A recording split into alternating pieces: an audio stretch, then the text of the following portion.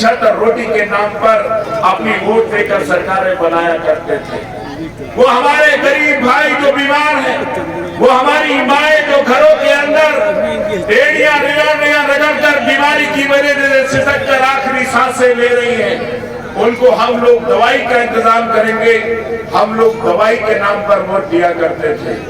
वो किसान जो हम लोगों को जमीन का सीना चीरकर 2 वक्त की रोटी अपनी जिंदगी, अपनी मेहनत और लगन से हम लोगों के लिए खाने और पीने का इंतजाम करता है, हम उस किसान के लिए बिजली और पानी के नाम पर वोट देते थे। लेकिन साथियों, इस मुल्क के अंदर एक दौर ऐसा आया कि अब कोई सियासी जमात हम लोगों के पास आपके बच्चों के इलाज के नाम पर वोट मांगने नहीं आती, आपके बच्चों की तालीम के नाम पर वोट मांगने नहीं आती, आपके बच्चों की नौकरी के नाम पर वोट मांगने नहीं आती, आपका ये जो फैला हुआ कारोबार है इसकी कीमत दिलाने के नाम पर वोट मांगने नहीं आती, बल्कि हम लोगों के बीच में वोट मांगने आती है हिंदू मुसलमान और मंदिर मस्जिद और धर्म और जात बिरादरी के नाम पर। और ये गलती उनकी नहीं साथियों, देखो ये हिंदुस्तान, देखो ये उत्तर प्रदेश, इन लोगों ने धर्म के नाम पर मोदी जी को प्रधानमंत्री बना दिया, हमने धर्म के नाम पर योगी जी को उत्तर प्रदेश का मुख्यमंत्री बना दिया। ये बात मैं इसलिए कहना चाहता हूं साथियों, आज हम लोग लालबाज जरूर हुए, हमने अंग्रेजों को जरूर भगाया, लेकिन साथियों आज भी हम फिरका परस्ती इन ताकतों के अंदर गुलाम हैं। हम लोगों को, उन लोगों के गुलाम हम लोगों को इस भारतीय जनता पार्टी ने बनाने का नाम किया, हम लोगों को धर्म और जात हिंदू मुसलमान के नाम पर बांटकर इस देश को बर्बाद करने का काम किया। साथियों, मैं पूछना चाहता हूं साथियों, बताओ क्या कसूर था हमारा? क्या हमारा कसूर ये था कि हमारे बुजुर्गों ने इस हिंदुस्तान को लड़ने के, लड़ाने के, आजादी की लड़ाई के अंदर कुर्बानियां दी? हमारे हजारों उलमा फांसी पर हंसते हंसते लड़ गए, अशफाक उल्लाह खान ने फांसी का फंदा हंसते हंसते उड़ गया। और जब बंटवारा हुआ इस हिंदुस्तान का, तो हम वो लोग, बीजेपी के लोग हम लोगों से सवाल करते हैं, हम लोगों को सर्टिफिकेट मांगते हैं कि हम मुसलमान हिंदुस्तान के हैं या नहीं है, हम मुसलमान है नहीं है। मैं बताना चाहता हूं साथियों, हम वो मुसलमान हैं क्या मौलाना अबुल कलाम आजाद की उस एक आवाज के ऊपर जिन्होंने कहा था जामा मस्जिद से बंटवारे के टाइम पर, जब हिंदुस्तान और पाकिस्तान का बंटवारा हुआ और मुसलमान जाने लगा हिंदुस्तान छोड़कर, उन्होंने कहा कहां जा रहे हो ये अजमेर की दरगाह को छोड़कर, कहां जा रहे हो अपने कब्रिस्तान, अपने बुजुर्गों को कब्रें छोड़कर, अपनी मस्जिद छोड़कर, अपने इस हिंदुस्तान, ये सोने की चिड़िया वाले हिंदुस्तान को, और ठोकर मारी थी हमने उस पाकिस्तान को और अपनाने का काम किया था अपनी इस मादरे जमीन हिंदुस्तान को। आज जरूरत है हम लोगों को उन फिरकाप्रस्त ताकतों के लिए। मैं पूछना चाहता हूं साथियों, बताओ, मैं बात मुसलमानों की नहीं कर रहा हूं, मैं भारतीय जनता पार्टी के लोगों से पूछना चाहता हूं, क्या कहा था आपने? आपने कहा था हम 2 करोड़ नौजवानों को नौकरी देने का काम करेंगे। बताओ 7 साल के अंदर 14 करोड़ नौकरियां मिलनी चाहिए। उत्तर प्रदेश इस हिंदुस्तान का सबसे बड़ा सूबा है, तो इस हिंदुस्तान के अंदर उत्तर प्रदेश को सबसे बड़ा हिस्सा मिलना चाहिए। हम लोगों को कम से कम 4 करोड़ नौकरियां उत्तर प्रदेश के लोगों को मिलनी चाहिए। बांट दो 80 जिलों के अंदर, कम से कम एक जिले के अंदर 20-25 लाख नौकरी आनी चाहिए। बांट दो मुरादाबाद के एक गांव के अंदर 25 लाख नौकरी, तो आपके गांव के अंदर भी कम से कम 20,000 नौजवानों को या 10,000 नौजवानों को, या सब छोड़ दो, कम से कम 500 लोगों को नौकरी मिलनी चाहिए। लेकर आओ एक नौजवान, अपने गांव के अंदर से लेकर आओ पास के नौजवान, कोई एक नौजवान ला कर दे दो। मैं कहता हूं ले आओ कोई हिंदू भाई हमारा, ले आओ कोई जाट, गुर्जर, सैनी, कच्छिया, भीमर, मल्ला, कोई वाल्मीकि लेकर आ जाओ, लाकर खड़ा कर दो कमाल अख्तर के सामने। खुदा की कसम कमाल अख्तर मत छोड़कर चला जाएगा जो बता दे कि इस भारतीय जनता पार्टी ने एक नौजवान को रोजगार देने का काम किया है। इन लोगों ने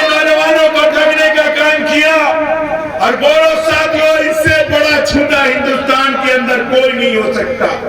अभी एक महामारी फैली, पूरी कोशिश रही इन लोगों की कि इस बीमारी को भी हिंदू मुसलमान कर दें, लेकिन ये आप सब लोग जानते हो, जब कोई बुरा वक्त आता है, जब अल्लाह और भगवान की तरफ से कोई विपदा आती है, वो आदमी मुसलमान हिंदू नहीं देखती है।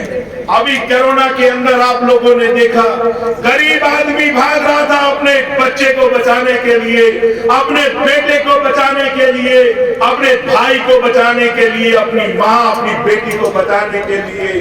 कहीं पर ऑक्सीजन मुहैया नहीं थी, किसी अस्पताल में बेड मुहैया नहीं थे, हजारों लोग चले गए दुनिया छोड़कर, किसी का घर उजड़ गया साथियों।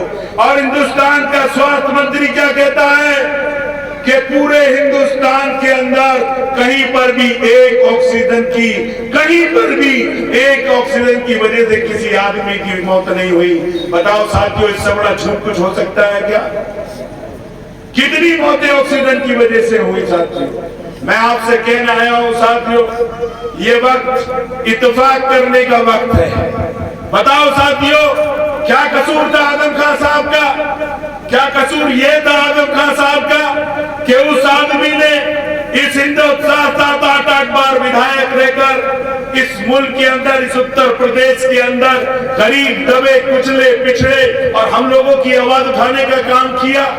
मैं पूछना चाहता हूं, बताओ, आजादी के 75 साल बाद के अंदर अलीगढ़ और जामिया मिलिया इस्लामिया के बाद कांग्रेस पार्टी की सरकार यहां पर रही, भारतीय जनता पार्टी की सरकार रही।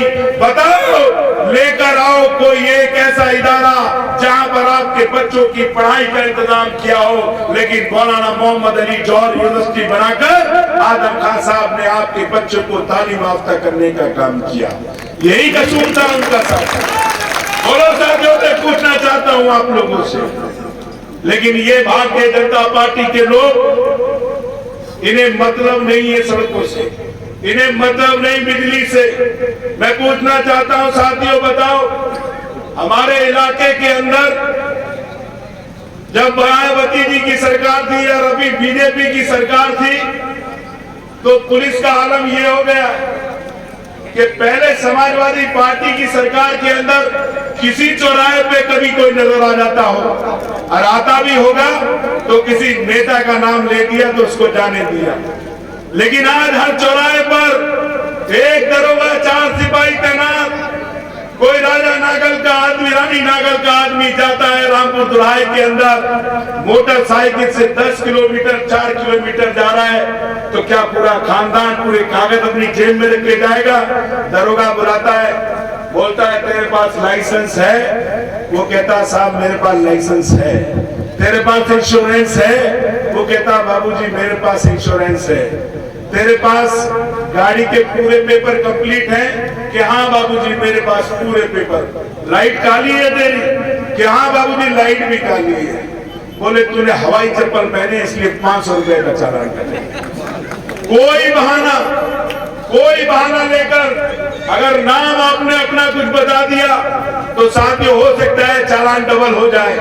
इसलिए मैं कहना चाहता हूं, मैं हिमायत में आया हूं समाजवादी पार्टी और अखिलेश यादव की हिमायत में। उसी अखिलेश यादव की हिमायत के अंदर आपके बीच में आया हूं, जिस अखिलेश यादव ने जब उत्तर प्रदेश के अंदर रहे तो उन्होंने 65 लाख माँ बहनों को समाजवादी पेंशन देने का काम किया।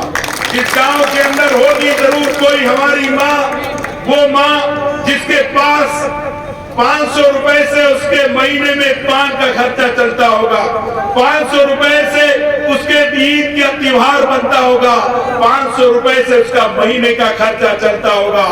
जाओ इलाके के अंदर, लेकिन सबसे पहले इस बाबा ने आकर अगर कोई काम किया तो समाजवादी 65 लाख पेंशन को बंद करने का काम किया साथियों। मैं आया हूं अखिलेश यादव के लिए, आप लोगों के बीच में इसलिए आया हूं साथियों। आप मुझे बताओ, अगर आज आपको यहाँ पर 20 घंटे नाइट मिल रही है तो उसकी कोई वजह है, तो वो समाजवादी पार्टी और अखिलेश यादव है। और मैं आपसे कहकर जा रहा हूं कि आपने हाजी इकराम साहब को बड़ी तादाद में जिताया, इतनी बड़ी ताकत दी समाजवादी पार्टी, फिर उन्हें अगर उम्मीदवार बनाए तो इतनी बड़ी ताकत के साथ यहाँ से जिताकर भेज देना कि जाकर जब गुल्लक खुले तो विधानसभा के अंदर उस विधायक को रानी नागल का नाम लेने पर मजबूर होने पड़े कि मुझे जिताकर भेजा है तो रानी नागल के लोगों से भेजा है। और ये नौजवान साथी खड़ा है इशरत, आपके बीच में कोई माँ के पेट से नेता पैदा नहीं होता है। किसी के यहाँ राजा महाराजा के यहाँ वो जमाना अलग था कि जब राजा के बेटे को वो लंगड़ा हो, लूला हो, अंधा हो, बहरा हो, पागल हो, उसे राजा मानना मजबूरी होता है। अब अगर राजा बनाने की ताकत किसी के अंदर है तो आप लोगों के पास राजा बनाने की ताकत है। जिसे चाहो आसमान पे बिठा दो, जिसे चाहो जमीन पे लिटा दो। मैं आपसे इस शर्त के लिए आया हूँ, आपके बीच में हमारे शानू भाई ने एक नौजवान आदमी को उतारा है, इसे इतनी ताकत दे देना, इतनी हिम्मत दे देना, अगर इस गांव के अंदर कोई पुलिस वाला किसी गरीब आदमी के साथ जुल्म और ज्यादती करे तो इशरत सीना तान कर तुम्हारा भाई उस पुलिस वाले से भिड़ने का काम करे। इतनी ताकत इशरत की। अगर आए कोई आए बिजली वाला, कोई आए बिजली वाला जो किसी बेकसूर आदमी का तार झूठा बिजली का मुकदमा लिखने का काम करे तो आपका ये नौजवान साथी उसको मुंह तोड़ जवाब देने का काम करे। साथियों, आपकी हर लड़ाई लड़ने का काम करे इसी उम्मीद और यकीन के साथ कि आप आने वाले टाइम के अंदर समाजवादी पार्टी का परचम फहराने का काम करेंगे। अखिलेश यादव को उत्तर प्रदेश का मुख्यमंत्री दोबारा बनाने का काम करेंगे और इस इलाके के अंदर निकल जाना, चले जाना गांव गांव, देहात देहात और कह देना कि इस बार अखिलेश यादव को लाना है और बाबा जी को भगाना है। आप लोगों का बहुत बहुत शुक्रिया। समाजवादी पार्टी जिंदाबाद, हिंदुस्तान जिंदाबाद, अखिलेश यादव।